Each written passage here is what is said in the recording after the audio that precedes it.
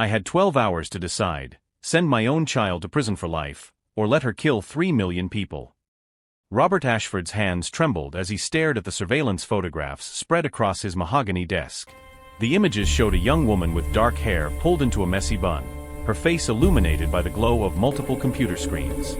She looked focused, determined, alive in a way he hadn't seen in years. His daughter. His Iris. Agent Lucas Hammond stood by the floor-to-ceiling windows of the penthouse office, silhouetted against the New York skyline at 3 in the morning. The city sprawled below them, oblivious to the conversation happening 50 stories above. Hammond turned, his jaw set in that particular way that men who've worked their way up from nothing always carry, a mixture of pride and barely concealed resentment. "Mr. Ashford, I need you to understand the gravity of this situation," Hammond said, his voice clipped and professional. "Your daughter and her collective have built a distributed network capable of crashing every major financial institution simultaneously. Stock markets, banks, pension funds, the economic infrastructure of 17 countries. At 3 p.m. today, exactly 12 hours from now, they execute the attack." Robert's throat felt like sandpaper. "You're certain it's her?" "We've had eyes on the warehouse for 3 weeks. Facial recognition confirmed it. Voice analysis confirmed it. Her fingerprints are all over the code we managed to intercept." Hammond moved closer, dropping a manila folder onto the desk. "She's not just involved, Mr. Ashford. She's running the operation." The words hit Robert like physical blows. He opened the folder with numb fingers. More photos. Iris standing with a group of young people, all of them intense and idealistic in that way that terrified parents everywhere. Technical documents he couldn't understand. Projections of casualty estimates that made his vision blur. 3 million deaths. Economic collapse triggering supply chain failures, medical system breakdowns, panic, violence. The analysts had modeled it all out in neat graphs and charts, reducing human suffering to data points and probability curves. "Why are you showing me this?" Robert asked, though he already knew the answer. Hammond's expression hardened. "Because you have something we need. Influence. Access. She might listen to you, or at least, you might be able to get close enough to her to help us locate the primary servers. We can't find them all, Mr. Ashford. The network is too distributed. But if you cooperate, if you help us stop this, we can be lenient about certain irregularities we've uncovered in your company's financial dealings." There it was. The threat beneath the request. Robert had built an empire over 30 years, transforming a small fintech startup into a global powerhouse. He'd bent rules, exploited loopholes, played in the gray areas that existed between legal and illegal. Men like Hammond spent careers trying to catch men like him. And now Hammond had leverage. "You're asking me to betray my daughter. I'm asking you to save 3 million lives." Hammond checked his watch. "You have until 3 p.m. to decide. Cooperate and help us stop the attack, or be charged as an accomplice. Those are your options." After Hammond left, Robert sat in the darkness of his office, staring at the photos of Iris. When had she become this stranger? He tried to remember the last real conversation they'd had, not the stilted phone calls on holidays, not the brief text exchanges, but an actual conversation. 2 years? 3? She'd been so brilliant from the beginning, testing off the charts at 6 years old, solving university-level equations by 10. He'd given her everything. The best schools, the finest tutors, connections that most people would kill for. But he'd never given her time. His wife had told him that before she left. "You're raising a resume, Robert, not a daughter." He dismissed it then, throwing himself deeper into work, into building the fortune that would ensure Iris never wanted for anything. Except she had wanted something. She'd wanted him. His phone buzzed. A text from a number he recognized immediately, even though he hadn't seen it in years. "I heard. Come see me. Nina." Nina Okafor. His former business partner, the woman who'd helped him build Ashford Financial from nothing, who'd walked away 20 years ago after her own daughter died. She'd been Iris's godmother, the closest thing to family Iris had beyond Robert himself. If anyone knew where Iris was, it would be Nina. Robert found her waiting in an all-night diner in Brooklyn, the kind of place that existed in defiance of the gleaming corporate monoliths that dominated the city. She looked older, they both did, but her eyes held the same sharp intelligence that had made her the best partner he'd ever had. "You knew," Robert said as he slid into the booth across from her. "It wasn't a question." Nina stirred her coffee slowly, deliberately. "I've known for months." The admission hit him harder than Hammond's threats. "And you didn't tell me?" "Nina, she's planning mass murder." "She's planning revolution," Nina interrupted. "Whether you agree with her methods or not, Robert, you need to understand that she believes she's saving lives, not taking them. The math she's done on climate collapse, on inequality-driven mortality rates, it's not wrong. So you're on her side?" "I'm on the side of keeping her alive." Nina leaned forward, her voice dropping. "The FBI will kill her if they raid that warehouse. You know they will. Some overeager agent will claim she made a threatening move and that'll be the end of it. Is that what you want?" Robert's chest felt tight. "Of course not. But what am I supposed to do? Let her kill 3 million people? Talk to her. Really talk to her, for the first time in her life." Nina pulled out her phone, wrote an address on a napkin, and slid it across the table. "She's there. Alone, right now. The others won't be back until noon. You have a window. Why are you helping me?" Nina's expression softened with something that might have been grief. "Because I couldn't save my daughter. But maybe you can still save yours." As Robert left the diner, Nina pulled out her phone and sent a text to a number Robert would never see. "He's coming. Stall the timeline if you need to. Keep her safe." The warehouse was in Red Hook, a converted industrial space that had probably been trendy artist lofts in another timeline. Robert's driver waited outside as he approached the steel door, his heart hammering against his ribs. He didn't knock. The door was unlocked, as if she'd been expecting him. The interior was exactly like the surveillance photos, but seeing it in person made it real in a way the images hadn't. Servers hummed in neat rows, their lights blinking like malevolent stars. Cables snaked across the concrete floor. And there, in the center of it all, sat Iris. She didn't look up from her laptop as he entered. "Took you long enough." Her voice was different, harder, more certain than the girl he remembered. Robert moved closer, trying to find words that wouldn't sound hollow. "Iris, please. Whatever you're planning." "Whatever I'm planning?" She finally looked at him, and the anger in her eyes was like staring into a furnace. "You know exactly what I'm planning, Dad. The FBI already showed you.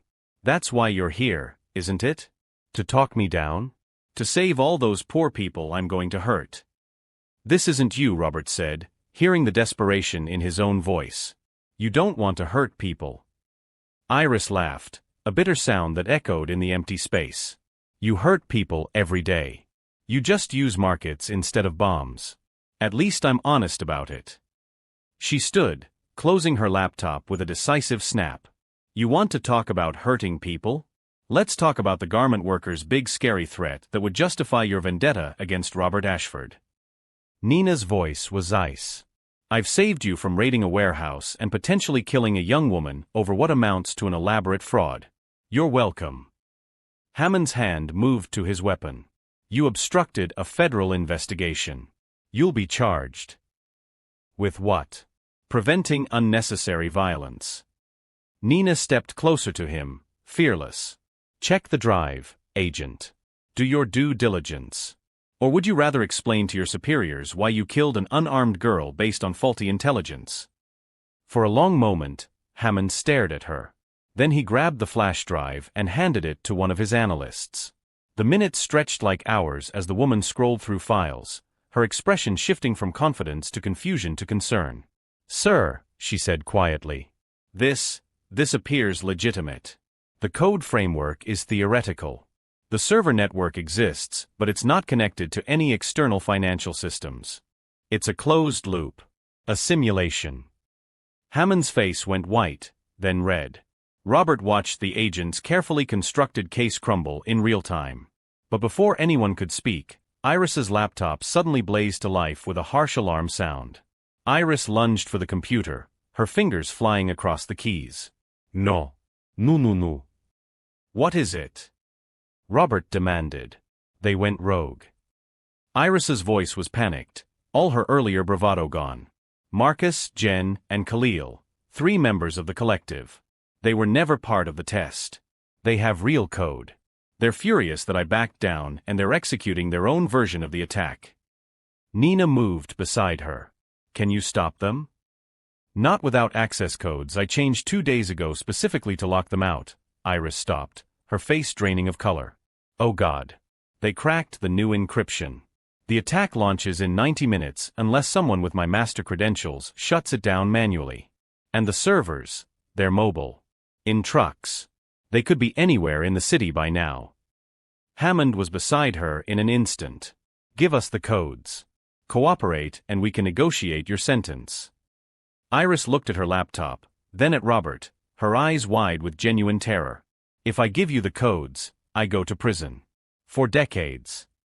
Robert felt the weight of the moment crushing down on him. This was it. The real choice. Not the manufactured crisis, but this messy, complicated reality where his daughter had done something terrible and the consequences were finally unavoidable. I know, Robert said quietly. You're really going to let them take me? Iris's voice cracked. If you love deep, emotional storytelling and billionaire conflicts that feel real and raw, join the Prime Story Hub family. Like, subscribe, and stay with us and let us know where you're watching from, because every story here pulls you deeper into a world you'll never want to leave. Robert moved closer, close enough to see the fear in her eyes, the same fear he'd seen when she was 5 and had nightmares, when she was 10 and broke her arm, when she was 12 and her mother left. All the moments he'd missed, all the times he'd paid someone else to comfort her. No, Robert said. I'm going to visit you every single week. I'm going to show up. Finally. Even if you refuse to see me for years. Even if you hate me. I'm choosing you, Iris. The real you. Not the version I can save with money or connections or lawyers. I'm choosing the daughter who's angry and hurt and who made terrible choices because I wasn't there when it mattered. Tears streamed down Iris's face. They'll destroy you. The shell company funding will come out. Your company, your reputation, everything. Let it burn. Robert's voice was steady now, certain in a way it hadn't been in years. I built an empire and lost my daughter. That's not a trade I should have made. That's not a trade I want to keep making. Dad. 3 million people, Iris. Real people with families and dreams and futures. You're not a murderer. You're my daughter. You're angry and you're right to be angry about so much. But this? This isn't revolution. This is you screaming for attention by threatening to burn down the world. And I hear you. Finally, I hear you. But you have to stop this. Iris sobbed once, a broken sound that tore at Robert's heart. Then she turned to the laptop and began typing. The codes are complex. I'll need to walk your people through the shutdown sequence. And we'll need to locate the trucks. I know Marcus's habits. He'll stick to areas with heavy cellular coverage for redundancy. As Iris worked with Hammond's technical team, Nina pulled Robert aside. You know what this means, she said softly. The shell company evidence. Your testimony about the company's practices will be part of Iris's plea deal. Everything you built was built wrong, Robert finished. I know. I've known for a long time. I just didn't want to see it. Nina's expression was unreadable. I knew about the attack for 3 months, Robert. I could have stopped it earlier. But I wanted to see if you'd choose her. If you'd finally show up. Robert looked at her, really looked at her, and saw the grief still there from her own daughter's death, the desperate hope that maybe she could save Iris in a way she couldn't save her own child. You were protecting her. I was protecting the idea of her. The possibility that one father might get it right. Nina glanced at Iris, still typing frantically. She stopped poisoning you 3 days ago. Did she tell you that? Robert's hand went to his chest again. No. She couldn't go through with it. Even with all her anger, all her pain, she couldn't actually hurt you. That's who your daughter is, Robert. Under all the rage and ideology, she's someone who couldn't poison her own father even when she wanted to. It took 47 minutes to locate all 3 trucks and transmit the shutdown sequences. Hammond's team found Marcus, Jen, and Khalil in a parking garage in Queens, their mobile servers running but neutralized. When it was over, Iris sat on the warehouse floor, exhausted and empty. Hammond approached with handcuffs. Iris Ashford, You're under arrest for conspiracy to commit cyberterrorism, attempted destruction of financial infrastructure, and a list of other charges we'll detail at booking. You have the right to remain silent." "I understand," Iris said quietly.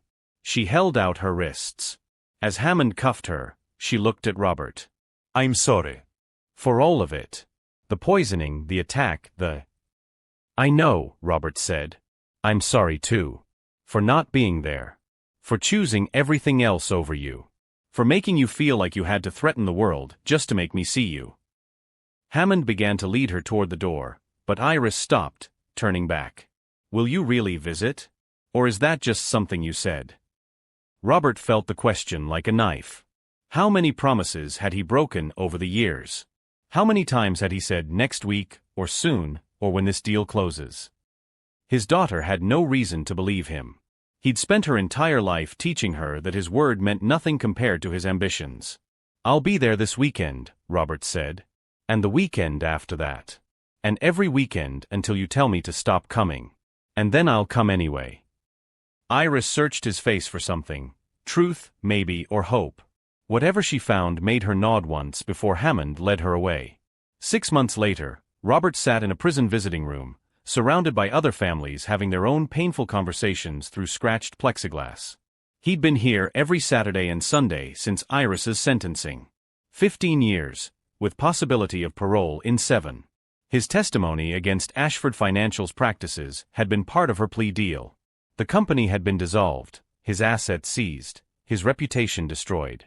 The business magazines that once celebrated him now ran think pieces about the fall of Robert Ashford. He didn't care.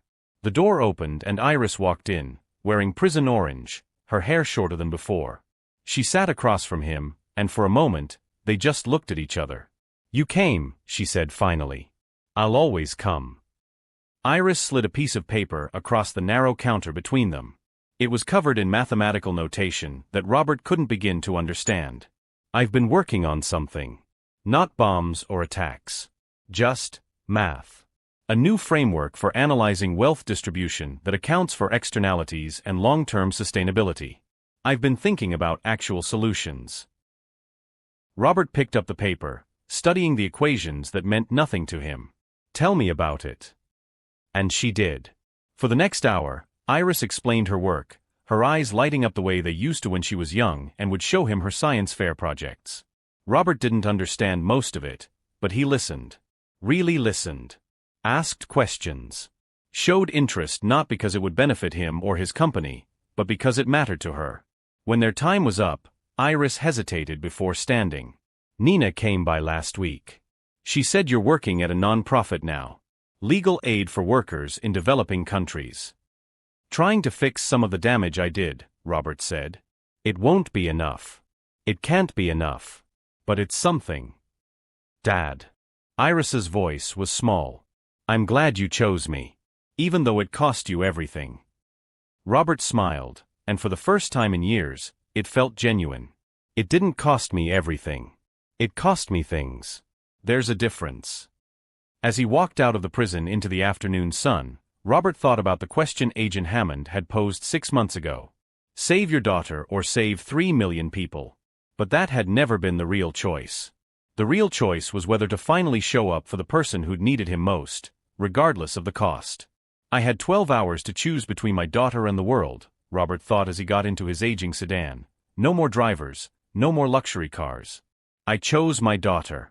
And for the first time in my life, I chose right." The question wasn't whether he'd made the perfect choice. The question was whether he'd made the human one. And as he drove away, thinking about next weekend's visit and the math problem Iris wanted his thoughts on, Robert knew he finally had his answer. If this story kept you on edge tonight, hit that subscribe button for more gripping billionaire romance thrillers right here on Prime Story Hub. Don't forget to like, share, and stay tuned. Your next obsession is only one story away.